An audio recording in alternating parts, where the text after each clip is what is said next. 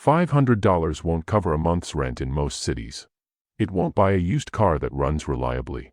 It might not even cover a decent laptop. And yet, in 1964, two men each put in exactly that amount, $500, to start a company selling shoes out of the trunk of a car. That company became Nike. So the real question isn't whether $500 is enough. The real question is what you actually do with it. Most people hear a number like that and immediately think about what it can't buy. That's not laziness. That's how your brain is wired. Behavioral economist Richard Thaler spent decades studying something called mental accounting, the tendency to treat money differently depending on which mental bucket you put it in. $500 sitting in your emergency fund bucket feels untouchable. The same $500 sitting in your fun money bucket disappears in a weekend. But what happens when you put that money in a bucket labeled capital? Suddenly the number stops being small. It starts being seed. That's exactly what Phil Knight and his old track coach, Bill Bowerman, understood, whether they had the language for it or not. Neither of them was rich. Knight was a young accountant with an idea he'd written up in a graduate school paper about importing cheap, high-quality running shoes from Japan. Bowerman was a coach obsessed with making his runners faster by shaving ounces off their shoes. Together, they scraped together $1,000, $500 each, and started a company called Blue Ribbon Sports. No office. No warehouse. Just a car trunk and a belief that the shoes they were selling actually mattered to the people buying them. Here's what's easy to miss about that story. It wasn't the money that built Nike. The $500 barely paid for the first shipment of shoes. What built Nike was what happened after the money ran out, the relentless, uncomfortable process of selling shoes at track meets, driving from town to town, reinvesting every dollar of profit back into more inventory instead of pocketing it. That's the part nobody puts on the highlight reel. So let's actually run the numbers on $500 today, because the math tells a story most people never stop to consider.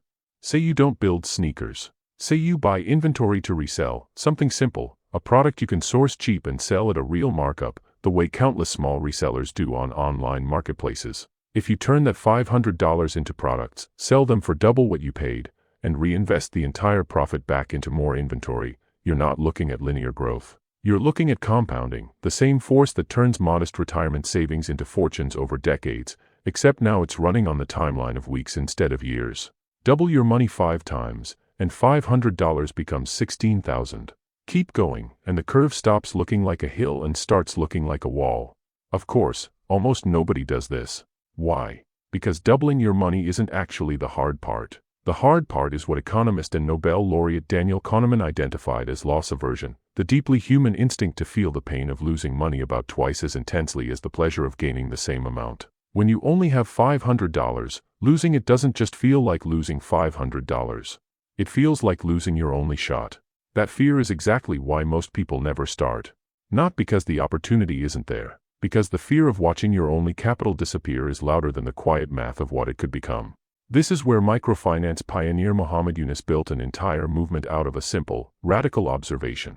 In the 1970s, Yunus was a young economics professor in Bangladesh, and he noticed something that should have bothered every economist before him. Poor villagers weren't poor because they lacked ambition or skill. They were poor because they couldn't access even tiny amounts of capital, sums as small as $27, to buy raw materials for the goods they already knew how to make and sell. Traditional banks wouldn't touch loans that small. So Yunus started lending the money himself. What he found was staggering. Given even a sliver of capital, people who had never held a loan in their lives built small, functioning businesses and paid the money back at rates that outperformed most commercial lending. He eventually won the Nobel Peace Prize for it, and Grameen Bank, the institution he built, went on to lend to millions of people who the traditional financial system had written off as too small to matter. The lesson underneath that story isn't really about poverty. It's about capital, and how little of it you actually need to prove a business idea works. You don't need $500,000 to find out if people will pay for what you're offering. You need enough to make one real attempt, watch what happens, and adjust. That idea has an actual name now. Entrepreneur and author Eric Ries called it the lean startup method, the practice of testing your riskiest assumption with the smallest possible amount of money and time before you ever scale up. Instead of spending years and a fortune building the perfect product, you build the smallest version that lets you learn something real. $500 isn't a limitation under this model. It's a forcing function. It stops you from overbuilding something nobody wants and pushes you toward finding out, fast and cheap, whether they do. So what would $500 actually look like in practice? Maybe it's not shoes or resale inventory at all. Maybe it's a simple service, something you already know how to do, priced and offered to 5 people in your area before you've spent $1 on anything except a phone plan you already had. Maybe it's a small batch of a product you can make by hand, sold directly to people who've already told you, in some way, that they'd want it. The specific idea matters less than you'd think. What matters is the discipline underneath it, treating that $500 like Blue Ribbon Sports treated their first shipment of shoes, not as spending money, but as a test you intend to win. And here's the part that changes how you think about money long after the business idea itself. Robert Kiyosaki, in his widely read book on personal finance, drew a distinction that sounds almost too simple to matter: the difference between an asset, something that puts money in your pocket, and a liability, something that takes money out. Most people spend $500 on liabilities without a second thought: a nicer dinner, a subscription they forget about, a purchase that feels good for an afternoon and vanishes. The people who build wealth aren't smarter. They've just trained themselves to ask one question before spending that most people never ask. Does this dollar go out to buy something, or does it go to work to make more dollars? That question is the entire difference between $500 that disappears and $500 that becomes something else entirely. It's not about the size of the number.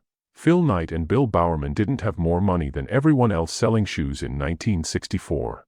They had a different relationship with the money they did have. They treated it as fuel for a system, not as a number to protect or a prize to spend. Every dollar that came back in went right back out, not into their pockets, but into more shoes, more trips to more track meets, more chances to prove the idea worked. You probably have $500 somewhere right now, or you could get there faster than you think. The number was never really the obstacle.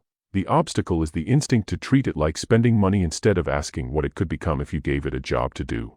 $500 won't change your life by sitting in an account. But 2 men once decided it could build a shoe company, and it built one of the most valuable brands on earth. So the real question was never whether $500 is enough. It's what you're willing to let it become.